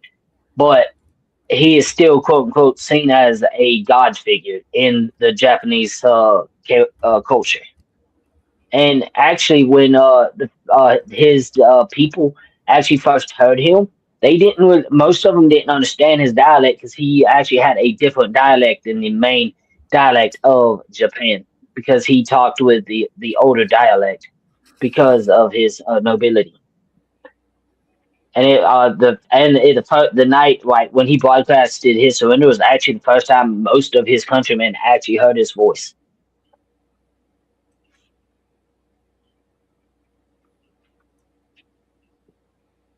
That's it. So, you know what sorry, just because you got me thinking about something else I always thought was weird. I always thought that I think most people here will agree that like World War II or even prior to that, it was like occult shit going on. And at one point, the Soul Society. Yeah, I think it was maybe even prior to that. What I'm just talking about is when Italy invaded. They went into Ethiopia, and they took an obelisk, the Line of Judah. So I mean that's like occult enough to me. But like one thing I thought was interesting about that is at the time that they did that, the person there, whoever was in charge, technically is saying that they are actually from the Solomonic bloodline. Wow. So I always wondered if that was something to do with it as well. Because if you even start thinking of Solomonic magic, you will start seeing a hexagram a lot too. Oh yeah, boy. Yeah, dude. I pointed this out on Tinfoil Hat. And Nick, what are you doing? That's my line. What are you doing? I pointed this out on Tinfoil Hat and got a little bit of pushback, asking if that was just what it was turned to, or if that's what it always has been. Yo, the Golden Dawn was using that as a magic before World War II. I think that's what it's always been. I mean, there is always. Look, it's a hexagram for a reason. Right, it's created for a reason, and so guys, can we talk World War II? Can we really dig into the Saturnian symbolism? Because I think a lot of this stuff is really lost on a lot of people. when we talk about Saturnian symbolism, when it comes to the cube is the hexagram turned on its side. When you're looking straight ahead at the corner of a cube, it forms a hexagram, right? Mm-hmm. And when you put the cube on your forehead, like they do in Japan, when you're talking about these the crow-faced, what are they called? The crow-faced. You know it. I do. I can't think of their name. They're like chicken ostriches looking motherfuckers. But like the beak of a chicken, but the feathers are like all puffed out. Abraxas. No, that's not the chicken. It's specifically the crow. These were the crow men. Crow? They were part crow, part men, and they were Buddhist monks that lived on the side of mountains, and they had a little cube on their head. And it's the Klasu Tango. Oh, dude, Well, instead of Jews put cubes on their head. Tengu. Yeah, yes. dude. Okay, I didn't know what you were It is talking the about. Tango. And the Japanese. Funny enough. Let me pull a picture of this up. Hold on. I have to pull pictures of the Tengu up. If I could, I'd actually drop the. Look, this is a we're not. Funny enough, there's an actual picture of a Tengu. I sent it to my buddy who is Jewish, and it's him holding a scroll in one hand, right, and he's holding money in the other. His nose is big as fuck, and he has a little black cube on his hat. And the funny thing is, this is not me. This is the Japanese. They describe it as a troll-like figure from the mountains that is covetous of gold, and that it would also steal your women. So It's gonna steal your women. Computer. I just there's the 6-pointed triangle in the Tetractus that is outlined subtly. So was it stolen then? Was it stolen and used No. in Solomonic magic? Nobunaga was waging war on the Buddhist bankers that were invading Japan. Okay. Sorry. yes, and he's also the direct ancestor. Well, not the direct, but he is an ancestor of the current emperor. Right. Well, he was the first one that unified all of Japan from all of these different nations into one. And he did that by getting rid of the Buddhist bankers that were actually trying to divide up the place through banking practices. So these Buddhist bankers came in through China, and he depicted them as the Tengu. Right. So let me pull this up real quick. Yeah, here. I didn't see that you had a pic that was already ready. So, yeah. Oh, there he is. Look, he's got the little cube on his forehead, and his arm is all wrapped up. So he's a Talmudic rabbi, or he's like a Hasidic? He's a Buddhist monk. Whatever Now, what's in common between the Buddhist monk and the Talmudic rabbi is that they have this sort of nihilism, right? So the nihilism is important when you incorporate the ideas of Saturnian, Middle Eastern, and Mediterranean mythology, because the nihilism in that sort of system produces people that don't see any value in the native cultures, right? So they try to destroy all the other gods and then create sort of a black hole god of their own. Yeah, there's even an emoji for it, which is so strange. It would include that. Oh boy, love you, JC. So there is this idea of perfidy within that as well. So I would go back to the Orphic hymn to Saturn. The Orphic hymn to Saturn calls him the god of perfection and decrease. Perfection and decrease. That is very deceptively simple. What does perfection and decrease have to do with each other? If it's perfect, how can it decrease?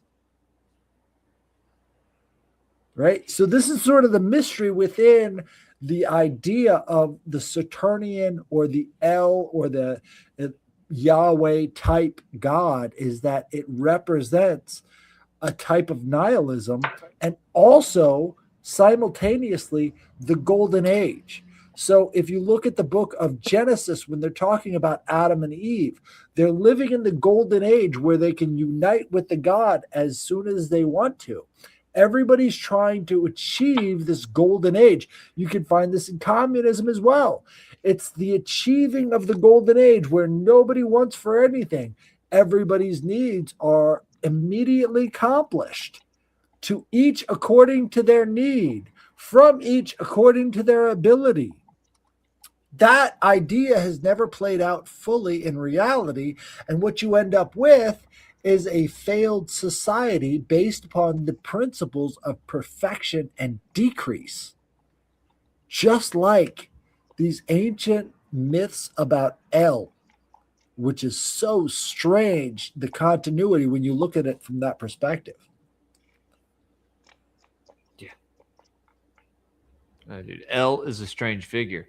Nope. Yeah, dude. Get into those Ugaritic texts and the ball cycle, which is interesting to read.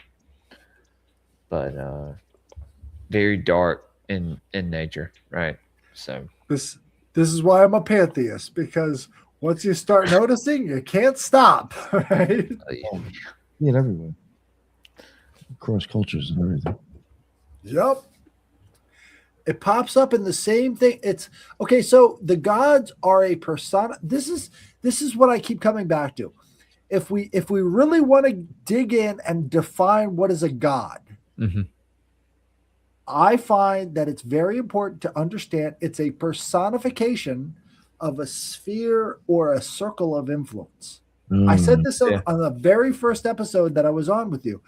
It is held up very well. That's my definition, a personification of a sphere of influence. Yeah. So when you're defining the sphere of influence, I agree. You can start to see the persona emerge. Especially in a vision or in a hallucinogenic state, or even like dreaming, right? Near-death experience. I mean, there's so many things, and people don't realize that what you experience in that setting is your perception, right? So a lot of people experience, Jesus, or if they're Muslim, they'll experience, I don't know, Muhammad or whoever, and like so on and so forth. And so it's just like, Every vision, I think you're right, Headless. Every vision you have, even when we're looking at the screen right now, it's 50% you, 50% the outside world. Yeah. People don't realize how strong their mental body is, man. And I tried to explain this over episodes and episodes and episodes. And I feel like some people are lost on it, and that's fine if they don't get it. It's not for them. But I've experienced it. And I know other people have, and I know it's the knowledge that has been told and passed down about it is very old, goes back probably thousands of years through tons of cultures. And so there's truth there, right? There is visible, there's viable truth, like physical. I mean, tangible, right? Like you can experience it, Right. We are experiencing. I have a question for you, Dylan. Yeah, man. So I can't help but to think, because I know that each and every one of you are very knowledgeable on different subjects and all. How do y'all feel? Like, do y'all think that the possibility, because the whole thing about the universe is everything is connected. You have the spirit world and the spirit realm, whether that is heaven, hell, or what have you. Personally, I believe there's heaven. I believe there's a hell, but I also believe there's an actual spirit, other type thing where things play into this world that we cannot always see. I believe personally, dragons are the interconnector. They can go from this world to the spirit realm, and we have mathematically proven that there's at least 15 different parallel universes running along with us. Actually, Sun came out and said, "Hey, we probably collapsed a couple of them." I think one of them along the line is a different dimension but it's laid right on top of ours. But instead of it being like a different dimension, what if it's like everything's concurrently running, but in a different spectrum of the UV light? Because our eyes don't see all of the fractals of the UV light spectrum.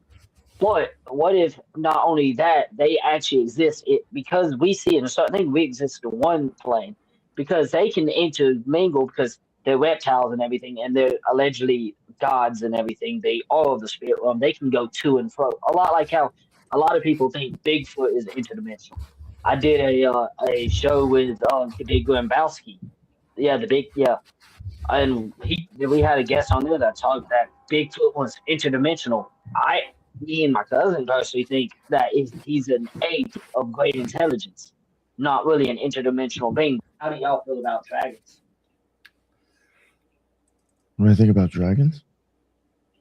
Yes, sir. Because I believe they actually existed. You have the fact that in Japan to China, from Japan, they say that when the dragons leave Japan and head towards China, they gain a toe, which is the challenge. While in China, they say when the dragons leave China and go west, that towards like Japan, that they lose their toes because that's a legend that goes both ways. And they also say that the dragons that both of them they're not depicted like the European dragon or vipers with wings.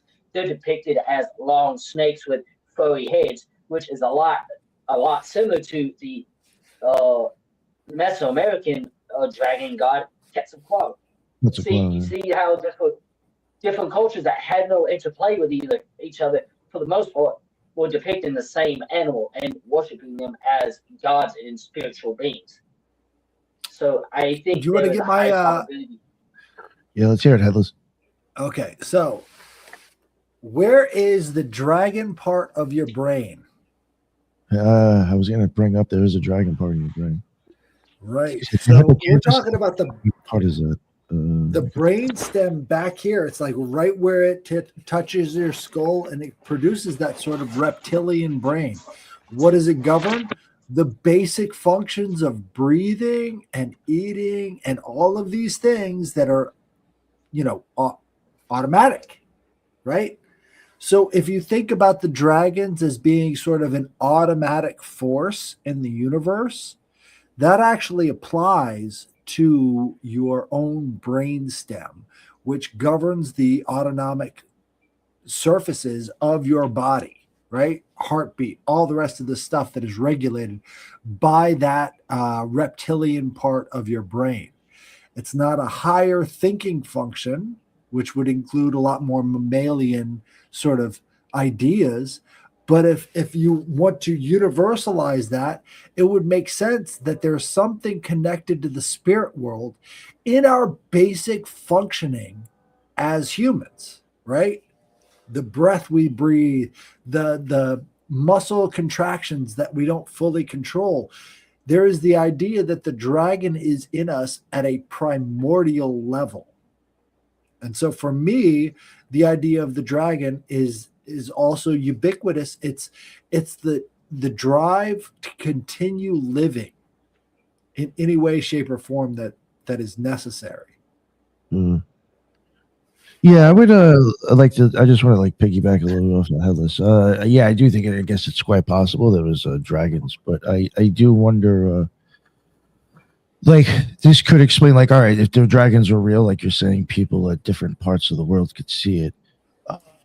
If it is actually talking about a vision that maybe people were seeing, people could possibly experience the same thing. I think if you're tapping into some sort of collective consciousness, people may have the same ideas, the same visions, so that's how people get in different areas could see it, or getting a little bit more scientific into it. If it was part of the brain, we all have that in our head, so it doesn't matter where you are.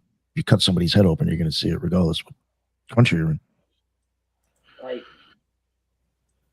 Y'all were the okay, so there are animals that exist that fundamentally, quote unquote, evolution shouldn't really explain that. In in Iran and Iraq, there's a snake. I want to say it's the spider-tailed horned viper. It's a viper with it's at the base of its tail. It has this thing that looks like a spider, and it will move its tail in figure eights, and to as a way to lure prey there, because so they'll go after the quote unquote spider, and then it shoots out, and it's a venomous snake. It's a viper, but I think that there's, and even in that parts of the world, it talks about the angels falling down, the Watchers, and they start mating with the animals and fucking they're corrupting all of creation. What if what they did is lead? That's probably remnant of it, but what if through their genetic fucking with that they created the dragons? You know what I mean? Oh yeah, I wondered about genetic manipulation, even on people and animals. Because the snake I'm talking about has me thinking, what? That's a living. That's an actual chimera. Because that it's a snake, but at the end of its tail is a spider. It just makes no sense to me. Does it have legs? No, but actually, funny enough, the T-Rex, they're thinking now that the little arms, because their bones were hollow, Or wings. they think maybe they were wings. Yeah. I got something for you. So what if you are what you eat? So both the viper and the spider and the bird are all parts of you, right? So think about the pineal gland. It's hanging over another surface that it's releasing hormones into, right? So if it's not calcified. Right. Well, there you go. Right. So what I'm saying is like the whole process of eating that bird by attracting it with the spider looking thing on the tail is actually part of how we come into form, how we are manifest. And these parts are put into the brain after years and years and years of development of using those same processes to change into something else. Again, we were talking about that liminal space earlier. It's like, what better liminal space is there between the kill and the eat? You know, it's interesting. That could change the shape of who we are and how we think. I learned some qigong from this Chinese guy who didn't speak any English, and he was very convincing in the idea that there were dragons and essentially snake-like beings of non-physical origins that were everywhere and of all different sizes. And I mean, you know, that's take it how you want it, but also in a more, you know, photographed sense, what are these snakes that are might be in the upper atmosphere? Have you guys ever seen these? I mean, that sounds crazy when I say it, I hear it out of my mouth, but there are these snakes that fly. Conscious plasma, right? Like conscious I don't plasma know taking I don't know what form. it is. Yeah, but something. Right. So have you ever heard of the conscious plasma theory, Webb? I have not. I cannot. Go for it. We've talked about it a few times on the show. The idea is, right. So like the idea is that maybe plasma is the conscious taking shape of life in the atmosphere, right? So we have all of these UFO experiences and all these other things. What if that is a type of thought that is then transmitted into the matter that creates these connections in strings of electrical impulses, right? So what we think of as UFOs, what we think of as these unidentified objects and all these, you know, strange things in our atmosphere, what if that's a reflection of some sort of conscious idea that is then organizing form into these different shapes based upon, you know, electrical impulses and all the rest of this stuff? So you've got also ball lightning. How does it form a ball? What is the ball if not for a type of toroidal plasma? Did you right? say ball? Ball. So you've got these ball lightnings that. Go ahead. They're talking about ball lightning and UFOs.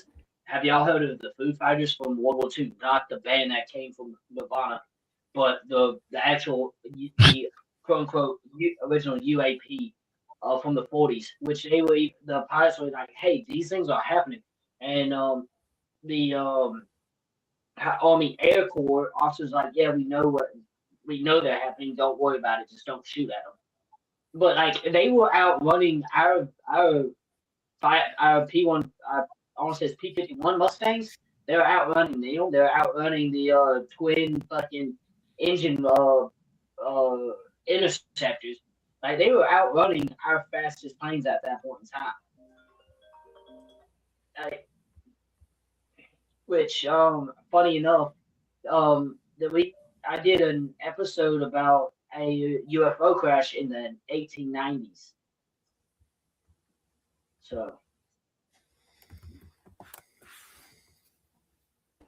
I think it's funny that the band Foo Fighters would be so influential in our generations, and it's basically what they're talking about is something so unknown that these pilots didn't have any words for it. They just sort of came up with their own words, and then that became this sort of influential, inspirational force for a lot of bands and a lot of inspiration. I think when it comes down to it, the idea of these electrical impulses in our brains forming their own neural network and connections could have something to do with how maybe plasma forms consciousness. Right? So maybe the eyes are a type of plasma collectors. It's all electromagnetic spectrum. That's what light is, essentially. So what if the unexplained and the unknown actually expands our brains in such a way that brings us this inspiration, and that stuff has a form all its own, maybe not completely formed within our reality, but a little bit changed from just being the standard universal background noise.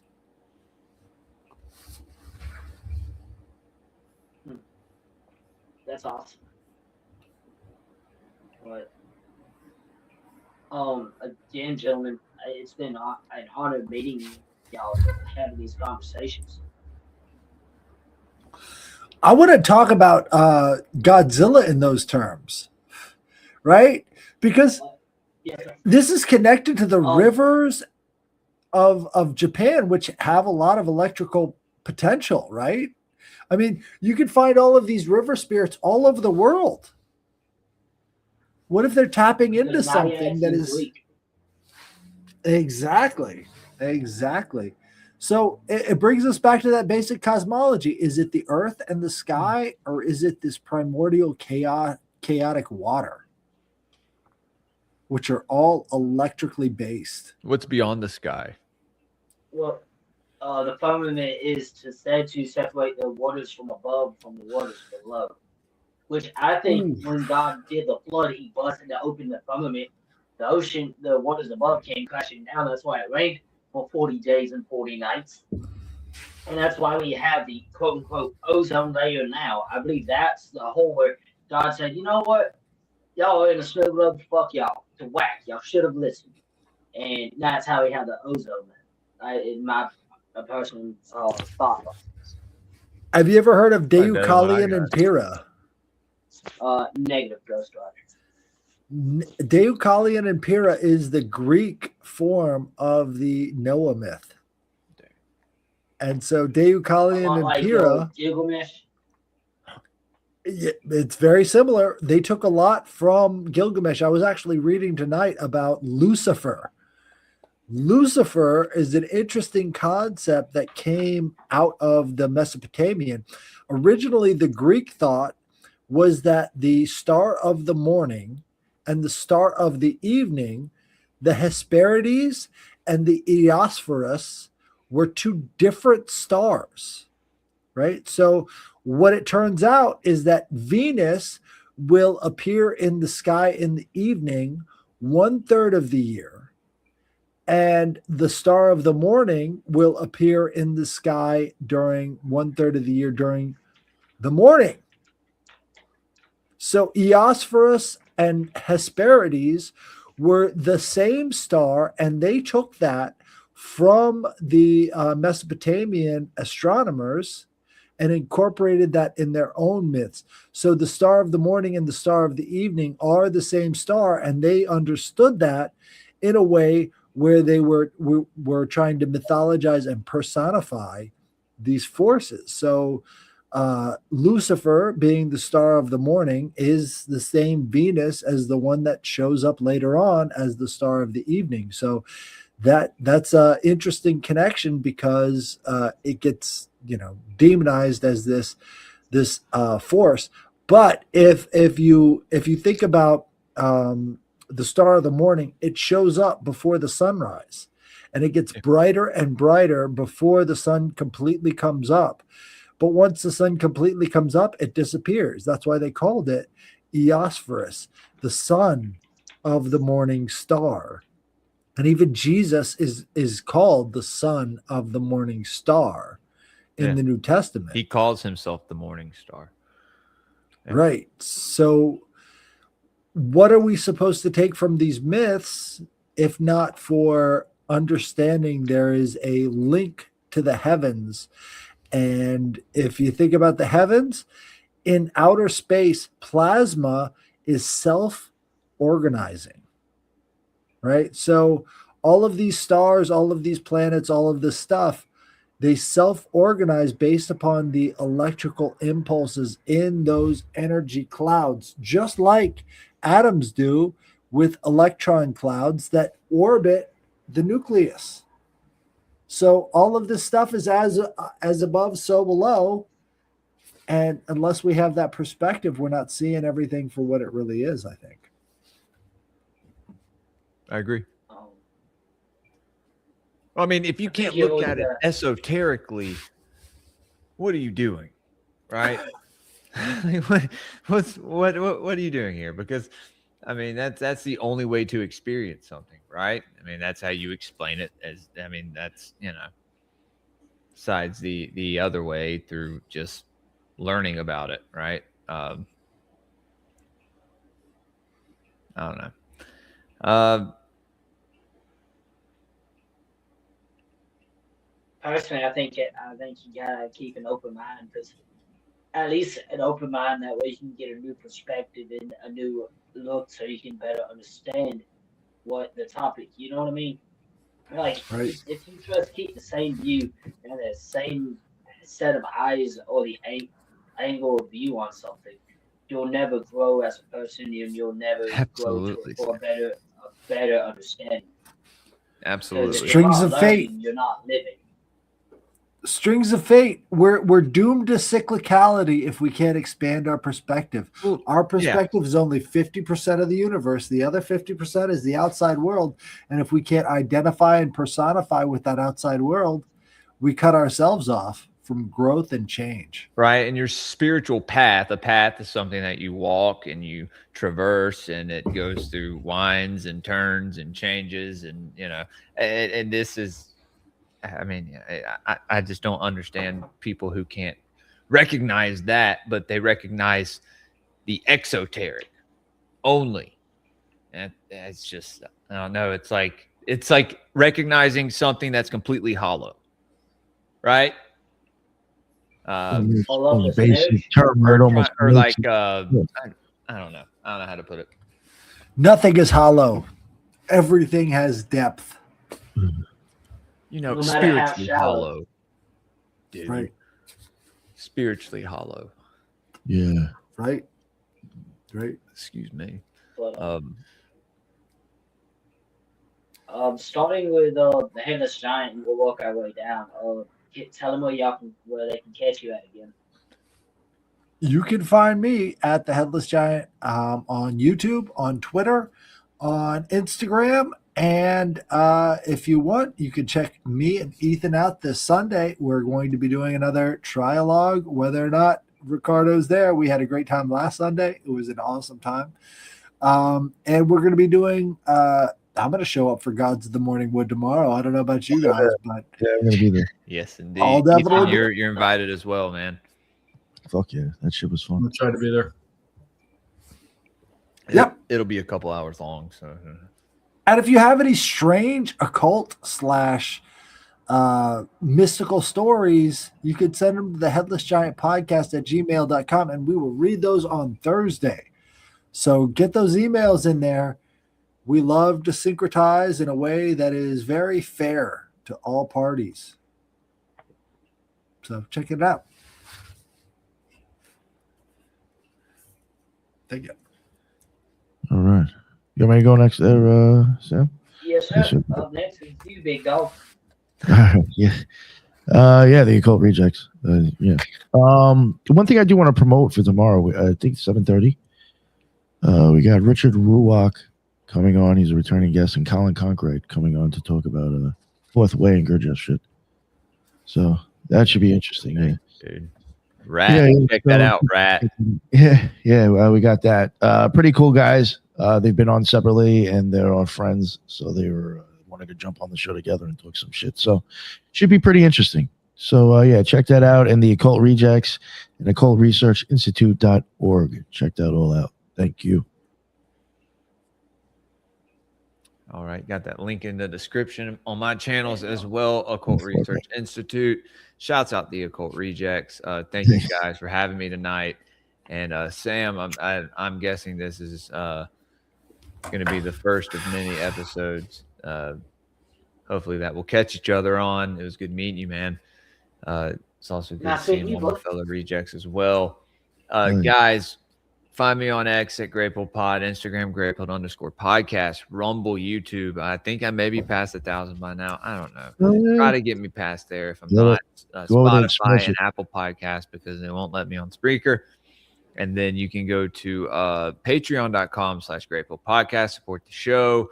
Gods of the Morning Wood tomorrow morning. Mysteries of the Druids Part 4 and Aquarian Gospel Part 2. And then tomorrow night, 8 o'clock Central, I guess. So if y'all want to get into Gurdjieff, you can check out the Occult Rejects. But if you want to come talk about who knows what the fuck with me and Jose Galison, I will be on No Way Jose tomorrow night. Yeah. And I think it's a live show. It may be a Patreon show for him, but I think I'm pretty sure it's a live show. I think he does live show Saturday night. I've seen him do it before. Then Sunday around noon, I want to say noon Central, maybe 1. I'm having Jacob from Rise to Liberty on my show. It's going to be good. He's the producer for Already Dead. Shouts out all the boys on Already Dead, Jose, Jacob, and Austin. So that means I have to do a show with Austin soon as well.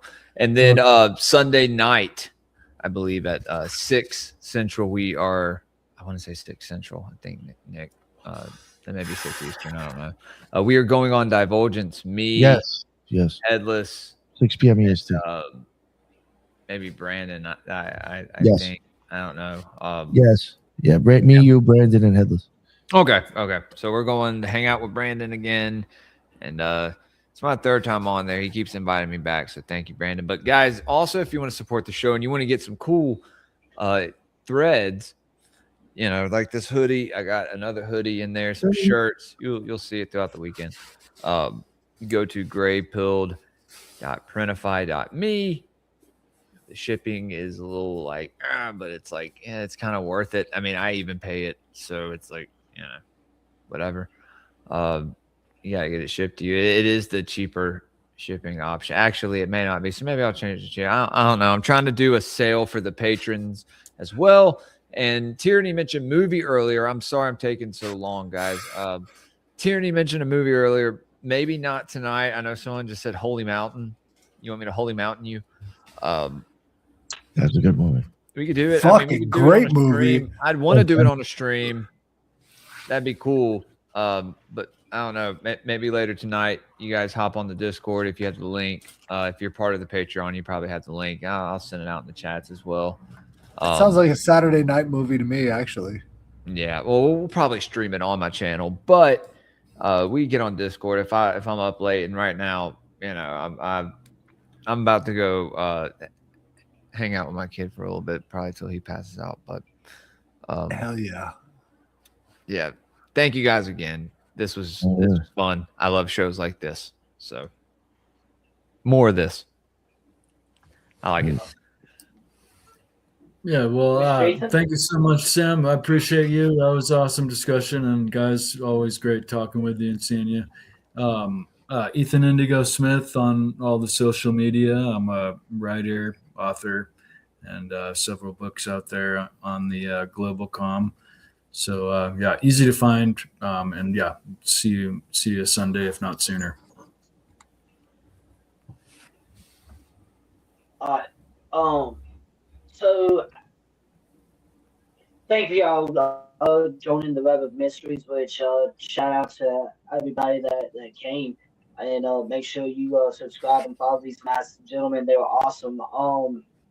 But this has been the Web of Mystery. Good night, just pull it wherever you want. Blessed be the chaos. I'm Sam. That's Cal. And what's up, Cal? Chaos, y'all. What's up, dude? I see you back there, homie. You're good. You chill. Just chill. Just chill back there. You're good. We love you, dude. But, much love from the creek. Later.